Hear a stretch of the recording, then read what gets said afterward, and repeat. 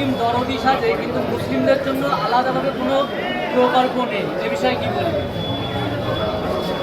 দেখেন, জি থেকে এসেছে, দিদি মোদি জি থেকে এসেছে, বিজেপি এবং তৃণমূল আশা থেকে মুসলমানদের কোনো প্রকল্প তৈরি করেনি। কিছু উন্নয়ন হয় না, খালি ধোঁকার উন্নয়ন চলেছে।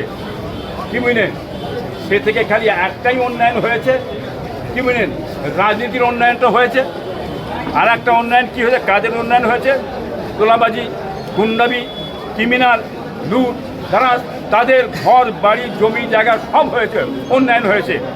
গরিবের কিছু হয়নি, গরিব শেষ হয়ে গেছে, সাধারণ মানুষ শেষ হয়ে গেছে, সাধারণ মানুষ অধিকার পায়নি, তাদের লুটে খেয়ে ওরা পায়ে দাঁড়াচ্ছে।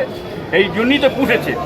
জনগণ শেষ হয়ে যাক, আমার গুন্ডাবাজি রান্না চলে যা, ধ্বংস না হয়, আমার তুলাবাজি রান্না ধ্বংস হয়, ওদের দ্বারাই আমি দাঁড়াবো। উনি তো বলেই দিয়েছেন, বারানা চারানা, বারানা চারানা। তোমরা বারানা নাও, চারানা আমাকে, তোমার চারানা নাও, বারানা আমাকে দাও।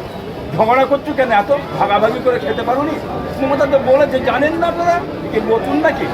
হ্যাঁ, অতএব সেই কাজে ওনারা ব্যস্ত হয়ে গেছে, অতএব সেইটা চলছে। হ্যাঁ, দেশের কোনো রকমই উন্নয়ন কিছু হবে না, কি বুঝলেন? যে মানুষ বুঝতে পারছে।